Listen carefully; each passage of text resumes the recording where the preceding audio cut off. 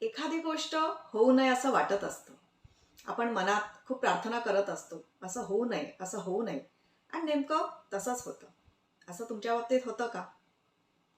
हे असं का होतं? आणि हे आपण कसं बदलू शकतो? या सगळ्या गोष्टी आपण आजच्या व्हिडिओमध्ये बघणार आहोत. नमस्कार, मी स्मिता नेराळे. तुम्ही लहान मुलं पाहिली आहेत का?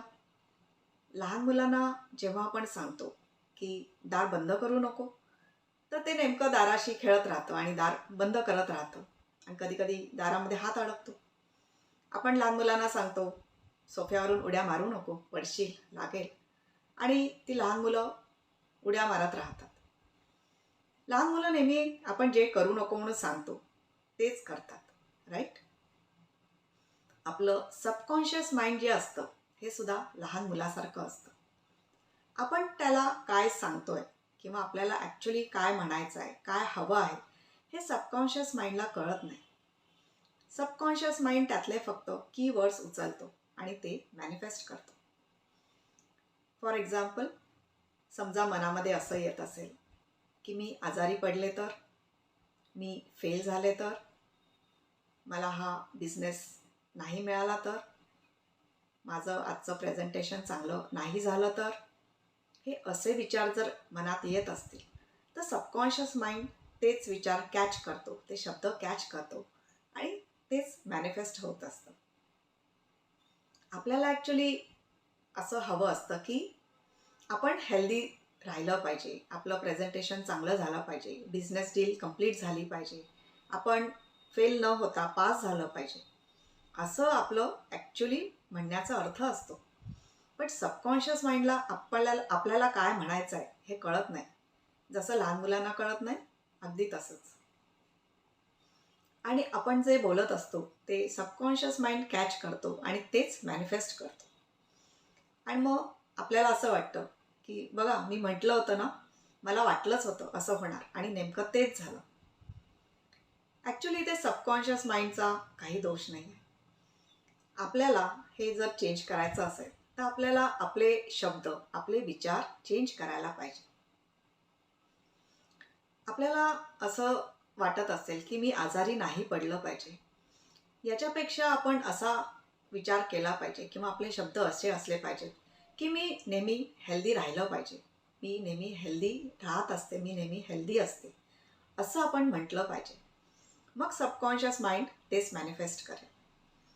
मी फेल नाही झालं पाहिजे असा विचार करण्यापेक्षा मी पास झालं पाहिजे आणि याच्याही पुढे जाऊन मी पास झाले आहे, असं जेव्हा आपण मॅनिफेस्ट करतो, असं जेव्हा आपण सेल्फ टॉक करतो, असा विचार करतो, तेव्हाच ते रियालिटीमध्ये मॅनिफेस्ट होत असतं. कारण सबकॉन्शियस माइंड नेहमी कीवर्ड्स कॅच करून तेच मॅनिफेस्ट करत असतं. आपल्याला जर आपल्या लाईफमध्ये पॉझिटिव्हिटी आणायची असेल, तर असं आपल्याला आपल्यामध्ये चेंज घडवून आणायला पाहिजे. तुम्ही आता हा व्हिडिओ पाहिल्यावर पुढचे 24 तास हा प्रयोग करून बघा. एका टॉपिकसाठी, तुमच्या लाईफमधल्या एखाद्या गोष्टीसाठी असा पॉझिटिव्ह टॉक करून बघा. पॉझिटिव्ह शब्द वापरून बघा. तुम्हाला कसं फील होतं आणि त्याचे रिझल्ट्स तुम्हाला काय मिळतात हे ऑब्झर्व करा. 24 तासामध्ये तुम्हाला काही ना काही पॉझिटिव्ह नक्कीच एक्सपिरियन्स येईल. आणि हे पुढे सुद्धा असंच कंटिन्यू करा. डेली तुम्ही थोडा थोडा फरक करत राहिलात तर तुमच्या माइंडमध्ये, माइंडसेटमध्ये फरक पडायला लागेल. तो पॉझिटिव्ह होईल आणि तुमच्याकडे पॉझिटिव्ह गोष्टींचं अट्रॅक्शन होईल. हा जो चेंज असतो हा अगदी लगेच एका दिवसात होत नसतो. हा डेली आपल्याला थोडा थोडा चेंज करायला लागतो. कारण आपली जुनी सवय असते ही जायला थोडा वेळ लागत असतो. जुनी सवय जाऊन नवीन सवय लागायला जो काही वेळ लागत असतो तो आपल्याला दिला पाहिजे आणि कन्सिस्टंटली ही प्रॅक्टिस करायला हवी. तुम्ही जेव्हा ही कन्सिस्टंटली प्रॅक्टिस कराल तेव्हा तुम्हाला तुमच्या लाईफमध्ये जे तुम्ही बोलताय तेच होतं आहे असा एक्सपिरियन्स यायला लागेल. तुम्हाला असा एक्सपिरियन्स आला की कमेंटमध्ये नक्की शेअर करा. आय होप आजच्या व्हिडिओतली ही इन्फॉर्मेशन तुमच्यासाठी व्हॅल्युएबल होती. तुम्हाला आमच्या फ्री मॅजिकल होपोनोपोनो वर्कशॉपबद्दल माहिती आहे का? हा वर्कशॉप तुम्हाला अटेंड करायचा असेल, तुम्हाला तुमचे मॅनिफेस्टेशन्स फास्ट करायचे असतील, तुमचं लाईफ फास्ट ट्रॅक करायचं असेल, तुमच्या लाईफमधल्या प्रॉब्लेमचं रूट कॉज नक्की कुठे आहे आणि ते कसं क्लिअर करायचं हे सगळं जाणून घ्यायचं असेल तर आमच्या free magical ho'oponopono workshop attend करा. आणि हा वर्कशॉप अटेंड करण्यासाठी डिस्क्रिप्शन बॉक्समध्ये दिलेल्या लिंकवर रजिस्टर करा. हा व्हिडिओ आवडला असेल तर या व्हिडिओला लाईक करा. तुमच्या ॲटलिस्ट 3 कॉन्टॅक्ट्समध्ये शेअर करा. तुमच्यामुळे कोणाची तरी काहीतरी हेल्प होईल. आणि चॅनलला सबस्क्राईब नसेल केला तर सबस्क्राईब करून बेल आयकॉन प्रेस करा. म्हणजे पुढे येणाऱ्या व्हिडिओजचं तुम्हाला नोटिफिकेशन मिळेल. नेहमी हॅपी राहा, खुश राहा.